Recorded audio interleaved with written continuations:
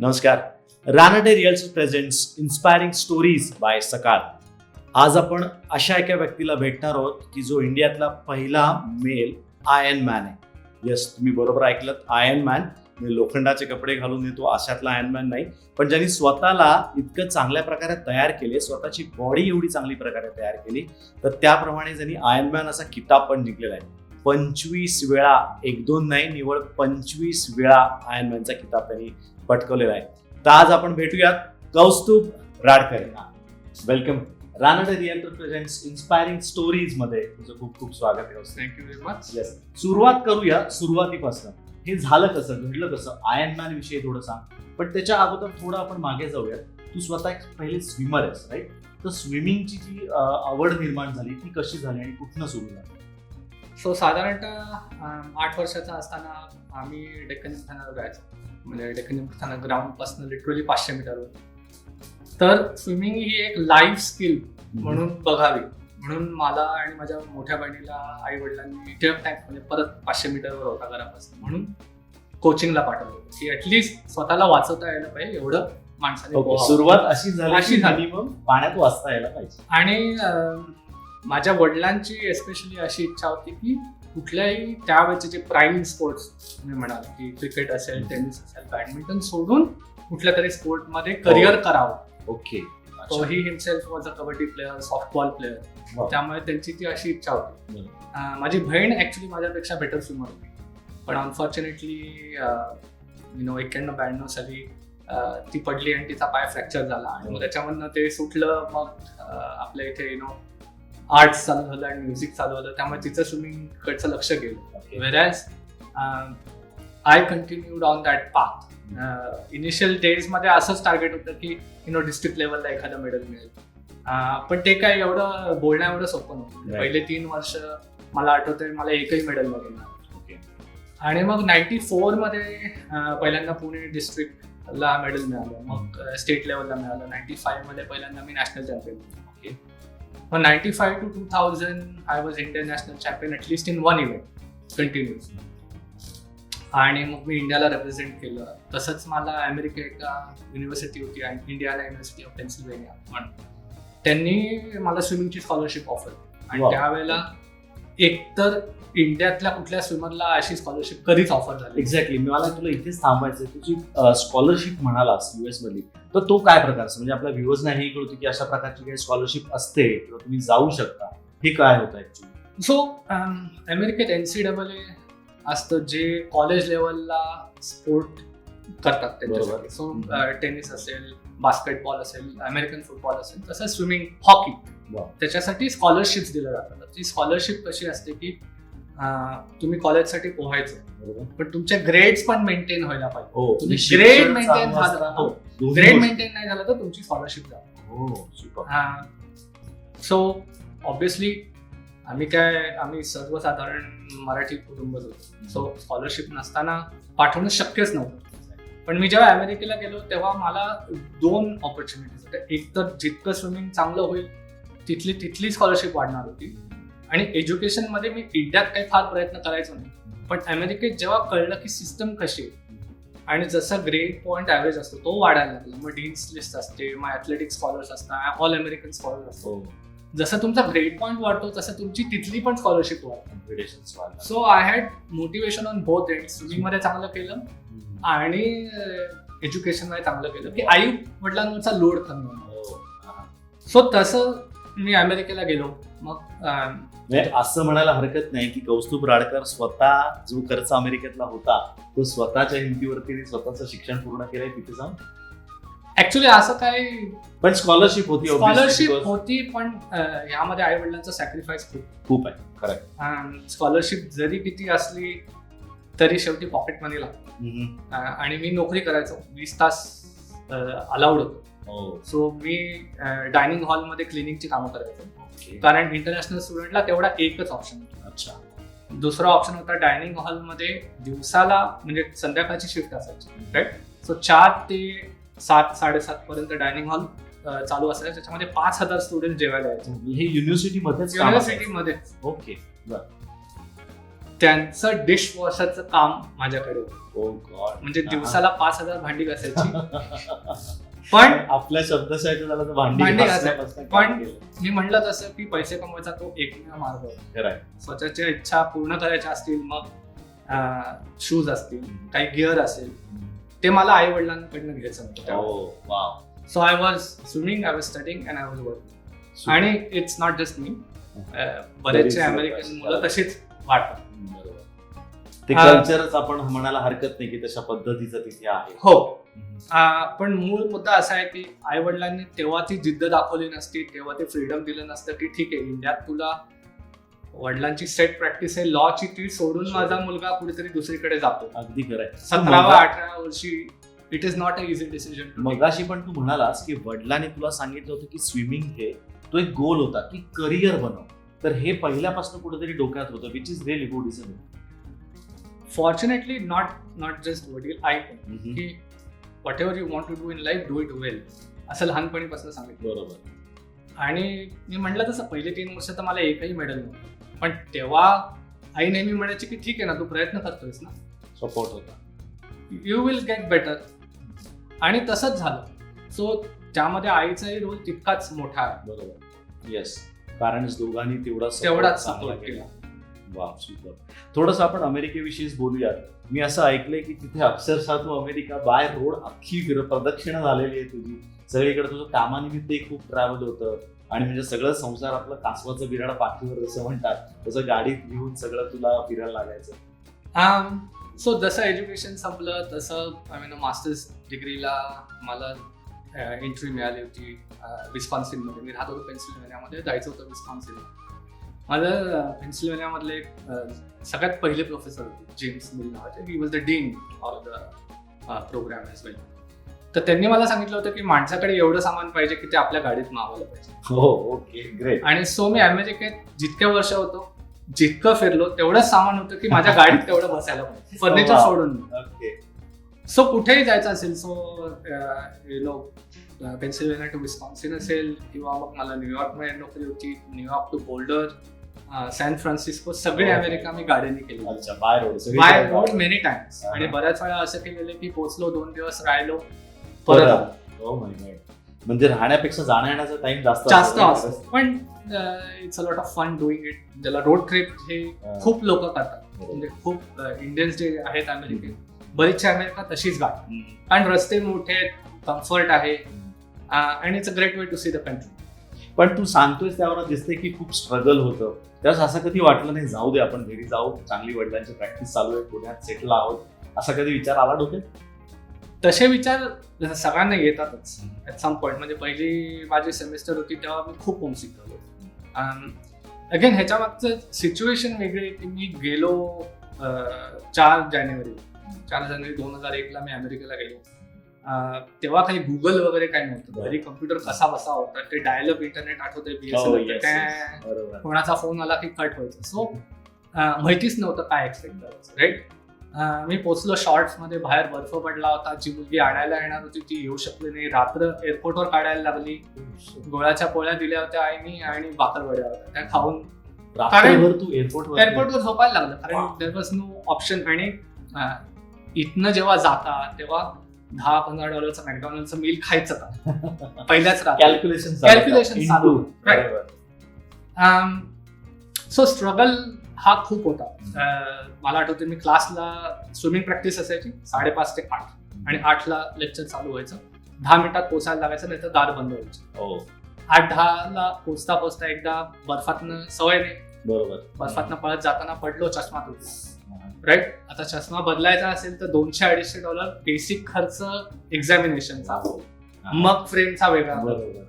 So struggle हा obviously होता. Eating habits वर डिफरंट. कॅफेटेरियामध्ये जे जेवण मिळायचं ते आपल्या घरच्यासारखं असूच शकत, बरोबर, सॅलड खायची सवय नाही. सो माझे स्विमिंगचे जे फ्रेंड्स आहेत ते नेहमी एक स्टोरी सांगतील की ब्रेकफास्टला गेलो की 1 कप चॉकलेटची आईस्क्रीम मी रोज खायचो. 3.5 वर्ष माझा ब्रेकफास्ट 1 कप चॉकलेटची आईस्क्रीम असायचं, म्हणजे असायचं. तिथनं सुरुवात व्हायची चॉकलेट पासून.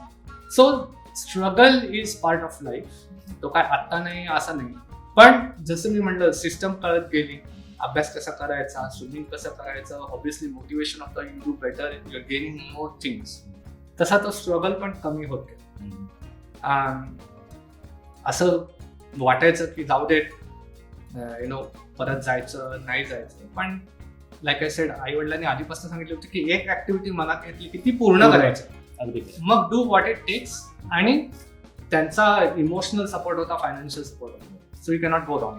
अगदी खरं आहे. जे कराल ते कंटिन्यू करा, ते मध्येच सोडू नका. हा महत्वाचा आहे संदेश आपल्याला मिळतोय.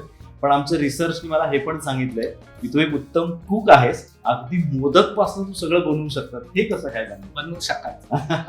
आता सध्या ऍक्च्युली अमेरिकेत जेव्हा तुम्ही जाता, पहिले 1.5 वर्ष मी डॉम मध्ये राहिले. डॉम मध्ये किचन होतं बेसिक, पण इंडियन कुकिंगचा मसाल्याचा वास हे सगळं शक्य नव्हतं. जसं ऑफ कॅम्पस गेलो तसं मग 2 इंडियन रूममेट्स होते जे MBA करत होते. मग ते आपापलं जेवण बनवायचे. तसं कुकिंगची आवड होती थोडीफार म्हणायला हरकत नाही. तसं एक एक ऍड होतो. मग एकटा राहायला लागलो तेव्हा you start experimenting more with food. मग काय करायचं, पुरणपोळ्या बनवलेल्या आहेत, मोदक बनवलेले आहेत, पुरणपोळ्या पण बनवलेल्या आहेत. सो ऍक्च्युली गणपतीत माझ्याकडे फुल जेवण असायचं. म्हणजे आपण पुण्यात बनवतो तसं सगळं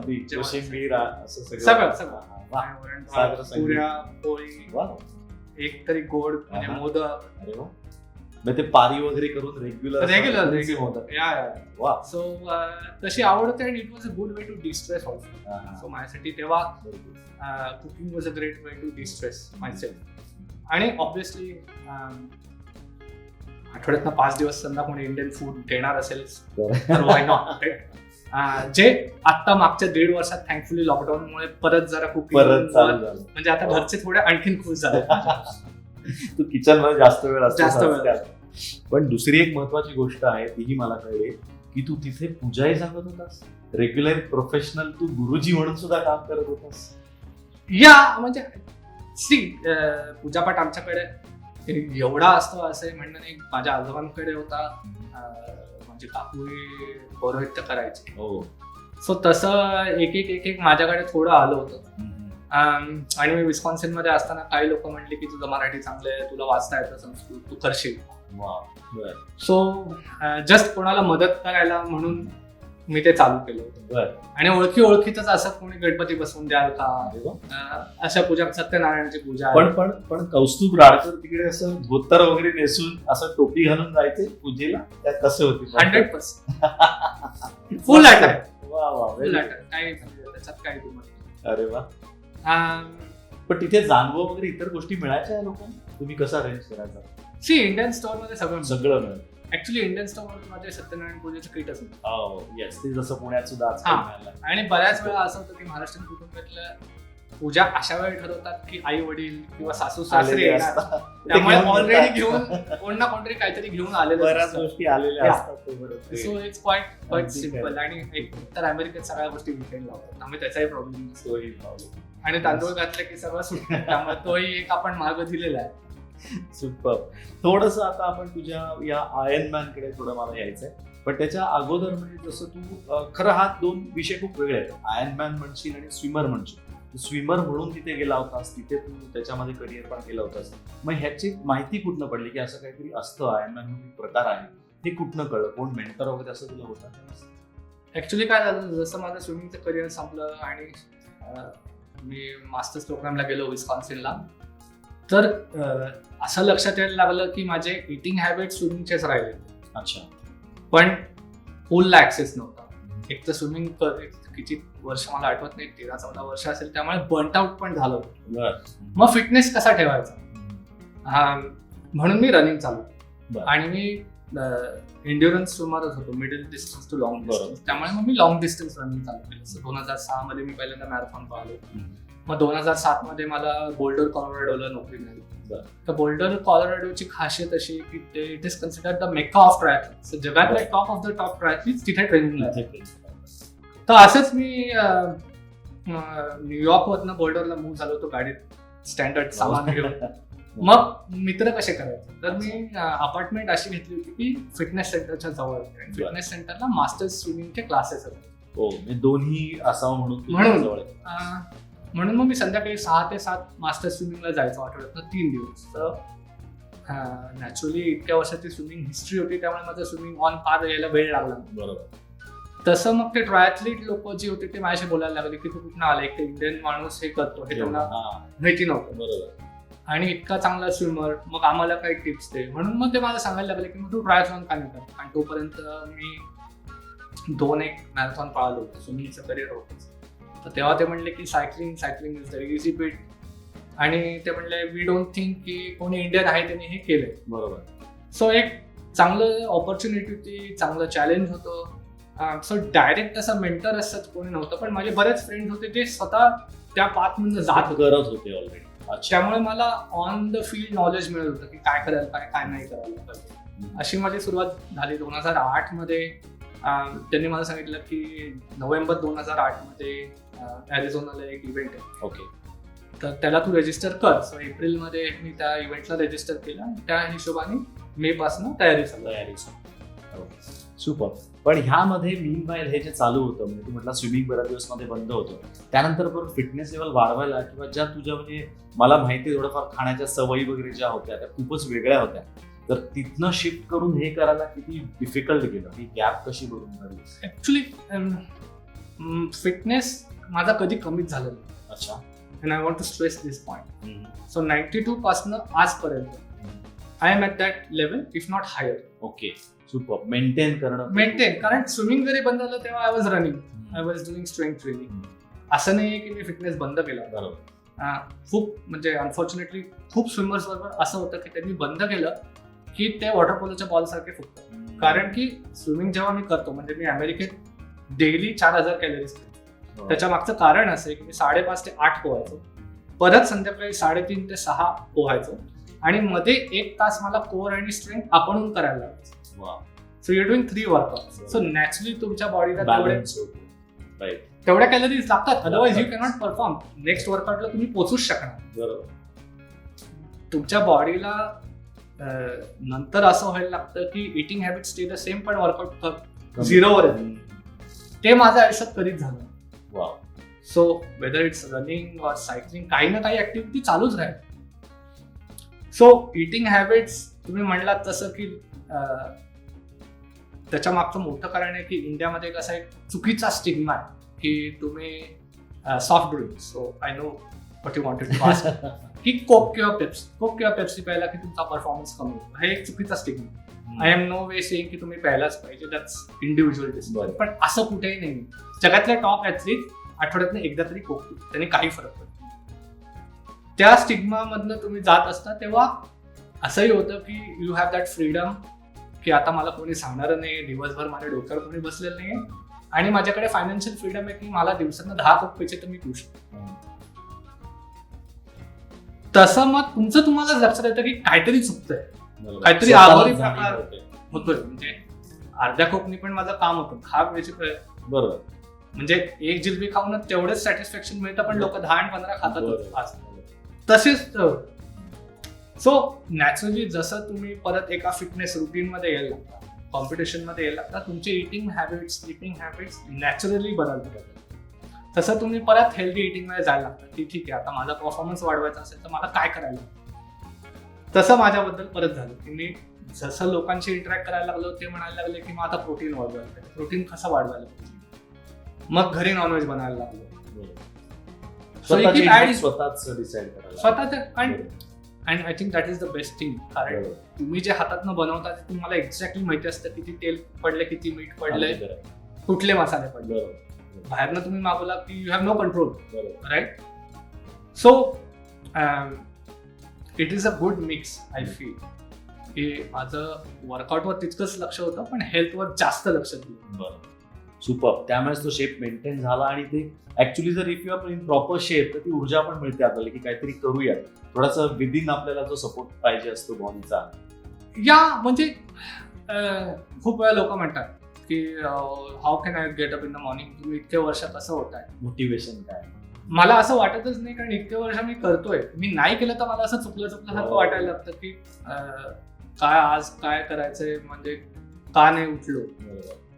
सो वर्कआउट और एक्सरसाइज आता एक लाईफस्टाईलचा पार्ट झालं की दिवसात 1 तास तरी ही ऍक्टिव्हिटी व्हायला पाहिजे आणि ती सकाळी जास्तीत जास्त केली तर बेटर. सुपर. तसं आता मोल्ड झालेलं आहे एकंदरीत आपल्याला असं वाटतंय. तर आता आपण येऊयात पहिल्या इव्हेंटकडे. म्हणजे आता आय नो एव्हरीवन नोज की 25 आतापर्यंत कम्प्लीट केलेले आहेत. मला वाटत नाही भारतामध्ये कोणी आहे 25, राईट? 25 वेळा आयर्नमॅन नाही अजून. नेक्स्ट कोण आहे त्याच्यानंतर? आय थिंक 10 किंवा 12 केलेलं. हो, म्हणजे गॅप खूपच मोठी आहे. तर let's talk about first Ironman. कसं झाली त्याची सुरुवात, म्हणजे त्याचा एक्सपिरियन्स कसा होता? या so I think first things first, Ironman म्हणजे काय लोकांना सांगायला पाहिजे. कारण खूप लोकांना आयर्नमॅन म्हणजे मार्वलच्या कॉमिक्स मधले heroes Robert Downey. So Ironman ही ट्रायथलॉन आहे. It is considered to be the toughest one day event in the world. त्याच्यात 3 ऍक्टिव्हिटीज आहेत. सगळ्यात पहिले असतं स्विमिंग. सो ते 3.8 किलोमीटर असतं. स्विमिंग पूल सोडून कुठेही करायला. ओके. सो त्या ओपन वॉटर मध्ये समुद्र, नदी, तळ जे असेल अवेलेबल त्या एरियामध्ये तिथे. स्विमिंग संपलं की 180.2 किलोमीटर सायकल चालवायला लागते.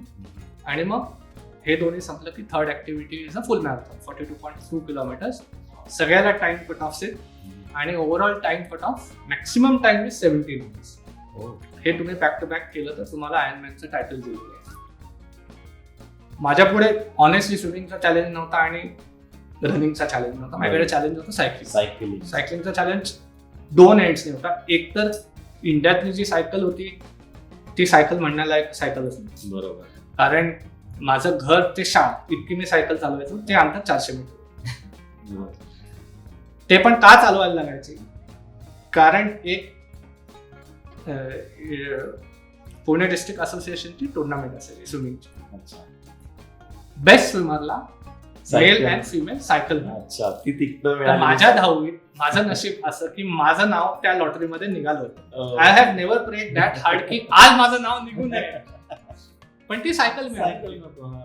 आणि मग तेव्हा 11वी 12वीत आपल्या इथे क्रेज काय होती की स्कूटी मिळायची, लुना मिळायचं. तर मला ती झक मला सायकल घेऊन झाला.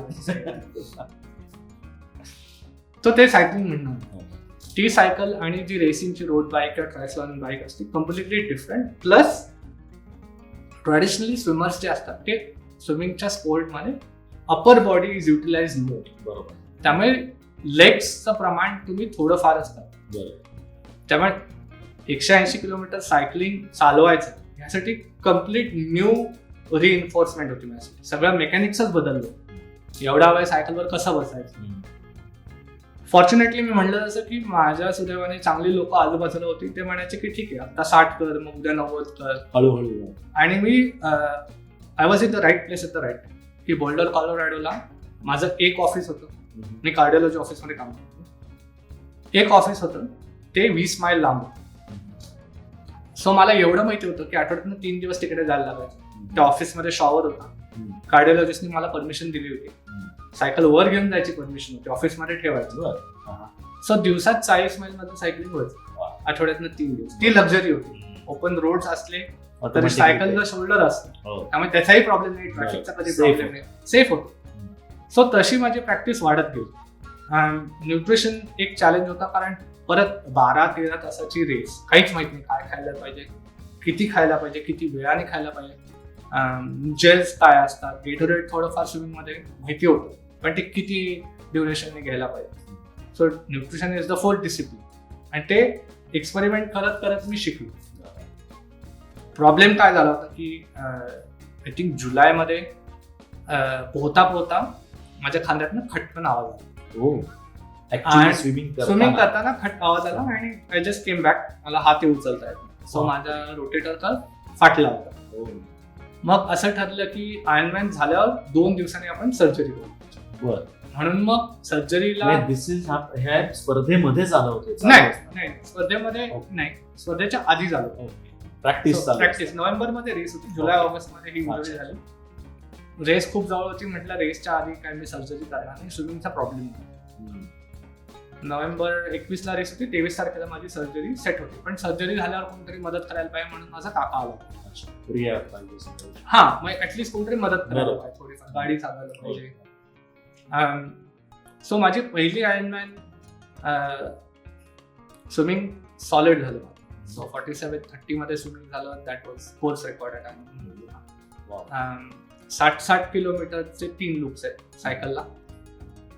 दुसऱ्या लूपलाच माझं चाक पंक्चर झालं फर्स्ट हो. टाइम. पण अगेन माझ्या फ्रेंड्सने मला शिकवलं होतं चाक पंक्चर झालं पॅनिक व्हायचं नाही, स्वतः काढायला लागतं. बरं. काय टूर दे फ्रान्स सारखं नसतं गाडी येते दुसरी- मॅजिकली दुसरं बाजूला चाक. गाडी येते चाक देते असं काय होत नाही. स्वतः उतरायला लागतं, चाक काढायला लागतं. पण इट्स हार्ड. बरोबर. खूप ते लोक कमी वेळात पटकन करायला आणि खूप लोक पॅनिक होतात, त्याच्यात त्यांना चाक बदलता येत नाही आणि दे लूज द रेस. बरोबर. Cut off time doesn't stop. बरोबर तो चालूच राहतो.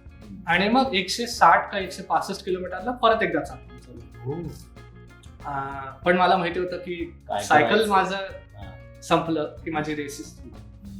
आणि मी जेव्हा लाईन मध्ये होतो तेव्हा मला लोकांनी विचारलं होतं की काय टार्गेट आहे. म्हटलं 12 तासाच्या आत मला पूर्ण करायचं. बर. And I was पहिल्याच वर्षी स्वतःचं टार्गेट सेट केलं होतं 12 कारण तास. मला माहिती होतं की what level I am. Okay. Which is very important. तुम्हाला स्वतःला माहिती पाहिजे की तुम्ही कुठे आहात. या आणि translate to any athlete. Right. तुम्ही काम केलं असेल तर you know what level you R.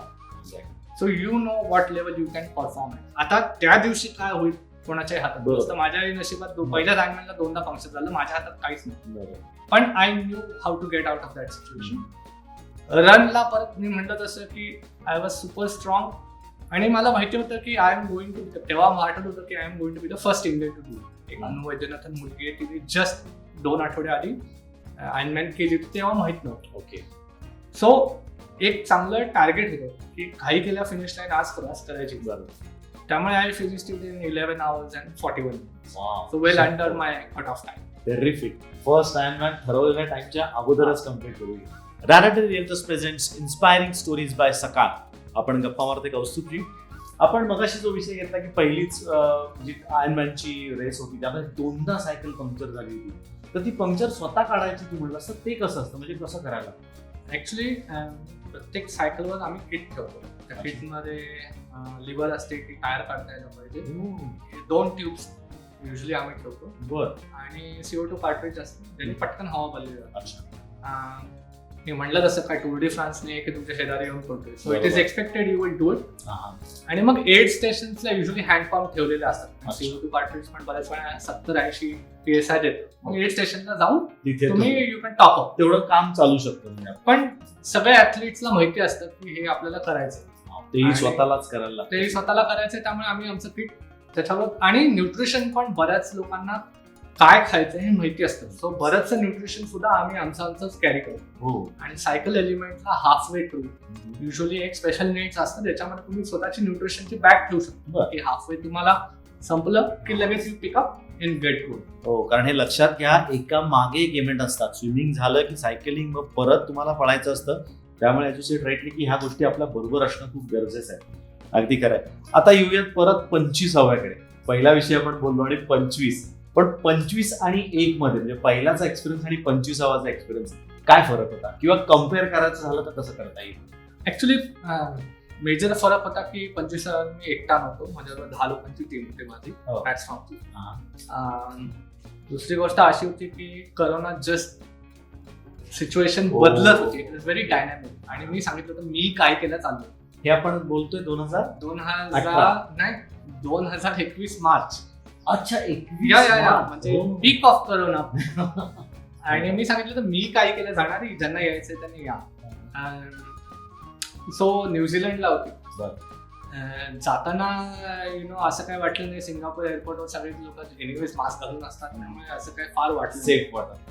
जसं आम्ही न्यूझीलंडला पोहोचलो, रेडिओ गाडीतला रेडिओवर आलं की न्यूझीलंडमध्ये 8 केसेस आहेत आणि मग इटली आणि अमेरिकाची सिच्युएशन बाहेर यायला लागली. तेव्हा लक्षात यायला लागलं की दिस इज काहीतरी वेगळं आहे. वेगळं.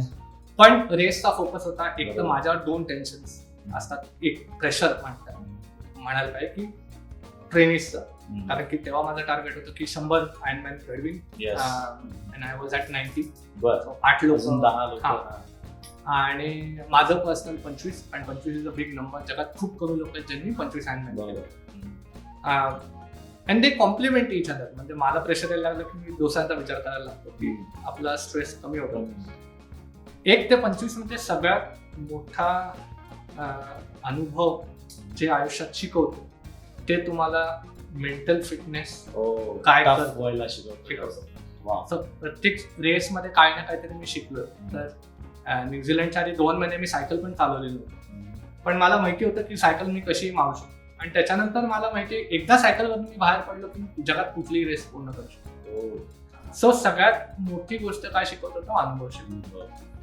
आणि मगाशी आपण म्हटलं जसं की तुमचा फिटनेस कुठे आहे तुम्हाला माहिती माहिती आहे. आहे. सो रेसला कसं अप्रोच करायचं हेही माहिती असतं बरोबर. की स्विमिंग मध्ये टॉप 5 मध्ये यायचंय, so थोडा एफर्ट लावायला लागेल. सायकल मध्ये वेळच वेळ, but you concentrate on nutrition, you concentrate की कुठे पुश करायला पाहिजे, कुठे नाही पुश करायला पाहिजे, आणि रन कन्झर्व कन्झर्व करता यायला पाहिजे एनर्जी. आणि मग रन परत इझी होता, त्यामुळे रनच्या कुठल्या सेगमेंटला पुश करायचं, कुठल्या सेगमेंटला वॉक करायचं. परत मी म्हटलं जसं माझा काका पहिल्याला आला होता, मी त्याला सांगितलं होतं मी तुझी रेस स्पॉन्सर करणार आहे, त्यामुळे त्याला घेऊन गेलो होतो. माझा आत्तेभाऊ आला होता ऑस्ट्रेलियाहून. सो कॉन्स्टंट एक फॅमिली सपोर्ट पण होता रेसच्या वेळी, त्यामुळे आणखीन मजा होती. प्लस 25 म्हणलं असं कोणीच जगात खूप कमी कोणी केल्यात, भारतीय तर कोणीच नव्हता, त्यामुळे फिनिश लाईनला इंडियन फ्लॅग घेऊन फिनिश करणं एक वेगळा अनुभव.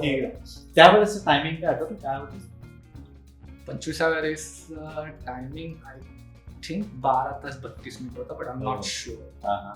But corona effect may be कदाचित त्यावेळेस नाही, करोना इफेक्ट नाही. मी म्हटलं असं ट्रेनिंग कमी झालं होतं, सिम्पल एज दॅट. स्विमिंग थोडंफार झालं होतं, रनिंग ओके होतं, आणि सायकलिंग काहीच झालं नव्हतं. आणि cycling is the biggest segment. असं सायकलिंगला खूप वेळ लागला.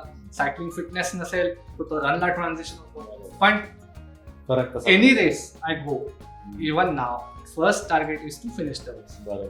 मग हे मला- 16 तास 59 मिनिटं लागले तरी काय तरी फरक झालं. नाही, पण रेस फिनिश करायचं. हे सगळ्यांना मला सांगायचं, त्याच्यात पहिला दुसरा तिसरा नाही महत्वाचं नसतं, याच्यामध्ये रेस कम्प्लीट करणं.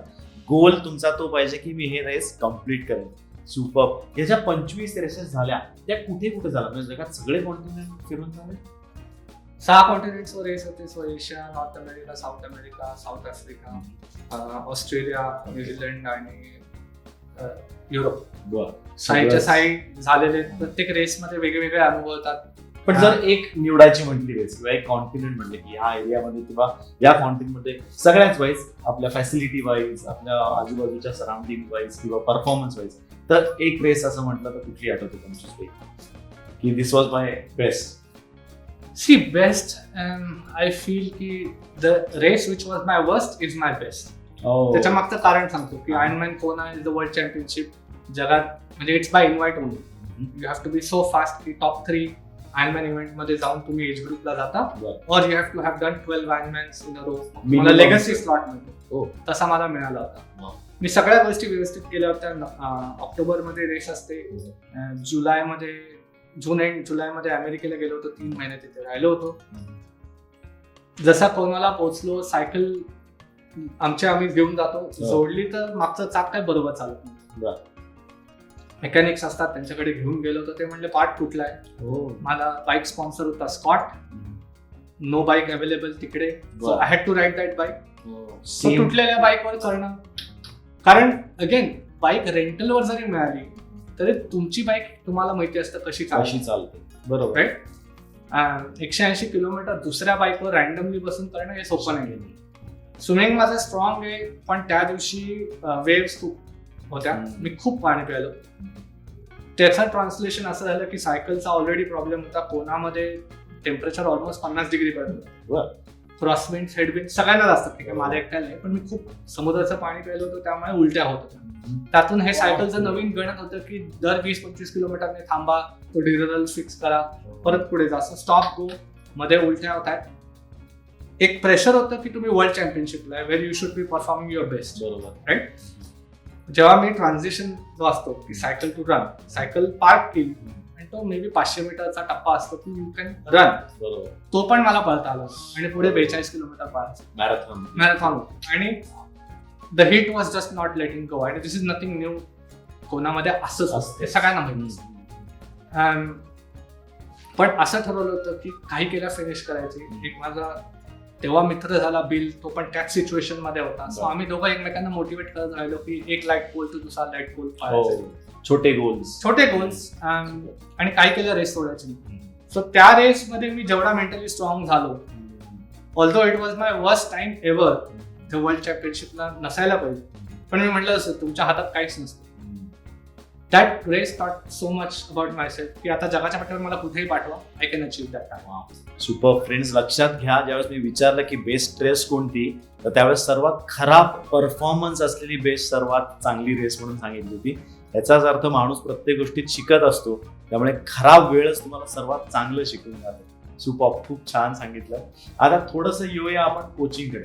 2015ला ऑफिशियल कोच म्हणून नियुक्ती झाली भारतातले. You that time one of first coach 2015 certified coach. तर तो थोडासा अनुभव कसा. तेव्हा आयर्नमॅनने चालू केलं होतं की ऑनलाईन पोर्टलवर 6 महिन्याचा कोर्स होता, obviously self paced. So I think 2015 मध्ये माझ्या 11 किंवा 12 आयर्नमॅन झाल्या होत्या. So I was ready. चांगला एक्सपिरियन्स होता. आपण प्लस 2-3 वर्ष मी कोचिंग करत, 2010 पासून अनऑफिशियल कोचिंग चालू होतं. सो असं वाटलं की ओके, एनिवेज मी स्वतःला टार्गेट दिलं होतं की 100 आयर्नमॅन, इंडियन आयर्नमॅन मी घडवीन. सो तो 11 कुठपर्यंत झालाय? 100 पूर्ण झाले. Wow, super. 101 आयर्नमॅन्स घडवलेले आहेत त्यावेळेस. सो एज्युकेशन मी म्हणलं असं has played a time role, म्हणून मी तो कोर्स केला. I was the first Indian like you said to achieve it. त्याच्यात इम्पॉर्टंट असं आहे की टॉप ऑफ द टॉप कोचेसचा एक्सपिरियन्स काय. बरोबर. माझं सुदैव असं होतं की माझं सगळं एज्युकेशन हे ह्युमन बॉडीशी कनेक्टेड अमेरिकेत. बरोबर. त्यामुळे बायोमेकॅनिक्स, फिजिक्स अँड स्टॅटिस्टिक्स काय बदललेलं नाही, त्याच्यामधलं नाही. पण how to approach coaching, how to approach training, good training, bad training, कसं हँडल करायचं, ते जास्त शिकायला मिळालं. त्याच्यानंतर मग मी मागच्या वर्षी इंटरनॅशनल ऑलिम्पिक कमिटीचा कोर्स केला. तो that course is for doping, की डोपिंग कसं कंट्रोल करता यायला पाहिजे. इंडियात आता खूप गरज आहे त्याची, की कुठल्या सप्लिमेंट्स पासून सावध राहायला पाहिजे. त्याचं अनफॉर्च्युनेटली आपल्या इथे नॉलेज असतं, अभ्यास खूप कमी आहे लोकांचा. सो साइड बाय साइड माझं एज्युकेशन चालूच राहतं. You are always learning by feeling. Ironman certified coach आता इंडियात खूप आहे, विच इज ऑल्सो गुड. चांगल्या कोचेसची रिक्वायरमेंट ही जबरच आहे. बरोबर. आणि व्हर्च्युअल वर्ल्डमुळे ती तर आणखीन ब्रिज झाली की माझे मॅक्सिमम ट्रेनिंग आता अमेरिका, ऑस्ट्रेलिया, युरोपमध्ये बेस्ड. त्यांच्याशी मॅक्सिमम इंटरॅक्शन माझं डेटा अनालिसिस माझ्या ॲपवर, आणि मग काय फेस टाइम, झूम ह्याच्यावर. World is small. Yes, definitely. कोणी सेलिब्रिटीज सध्या काही नावं घेता येते ज्यांचे की आहेत ऑलरेडी आपल्याबरोबर? सो सोनाली कुलकर्णी मोठीवाली जात आहे, she is training with me. Girija book होती, परिणा पेठे होती. खूप लोक असं मध्ये मध्ये कन्सल्टिंग साठी येतात की we want to achieve this target, that target. Cricketers येतात, टेनिस प्लेयर्स येतात. असं I think, I personally feel की तुमच्याकडे जितका एक्सपिरियन्स आहे तितका तुम्ही लोकांना द्याल. त्याच्यात मी कोचिंग मध्ये काम शिरलो, simple, because I wanted to create a healthy community. बरोबर. सो तुमचं जे नॉलेज आहे जितक्या लोकांपर्यंत पोहोचेल तितकाच बेनिफिट कम्युनिटीला होणार. अगदी खरं. शेवटी जाता जाता एकदा जर नवीन जे ज्यांना आयर्नमॅन व्हायचं स्वप्न आहे त्यांच्यासाठी काय सांग? यु नो, सगळ्यात पहिले मी म्हणलं तसं की कन्सिस्टन्सी इज द की, आणि ती डिसिप्लिन तुम्हाला स्वतःमध्ये आणायला लागेल. ती तुम्ही किती जगातला भारी कोच आणा, सगळं तुम्हाला ॲसेट दिलं, best of the best gear, best of the best parents, best of the best support system, काम तुमचं तुम्हालाच करायला लागणार आहे. सो ठरवलं असेल तर दॅट्स ग्रेट, पण learn to accept failures, shortcomings, bad days, आणि लर्न टू ओव्हरकम देम. तुम्ही एकदा ट्रेनिंग प्रोसेसमध्ये आलात की तुम्ही आयर्नमॅन 100% व्हालच. वा, सुपर. आपण म्हटलं, ऐकलंय जसं की एकदा ट्रेनिंग प्रोसेसमध्ये आलात की 100% आयर्नमॅन व्हाल. तर इथे ही व्यक्ती जी बसलेली आहे त्यांचा आकडा आता त्यांनी वाढवून 200 ते 300 वरती नेलेला आहे. पहिला 100चा आकडा त्यांनी गाठलेला आहे. तर thank you very much Kaushik Yes. For coming here. My वेळ pleasure. दिला त्याबद्दल खूप खूप धन्यवाद. मित्रांनो, तुम्ही पाहताय Ranade real presents inspiring stories by सकाळ. आज आपल्याबरोबर होतं कौस्तुभ राडकर. भेटूयात पुढच्या एपिसोडमध्ये. थँक्यू.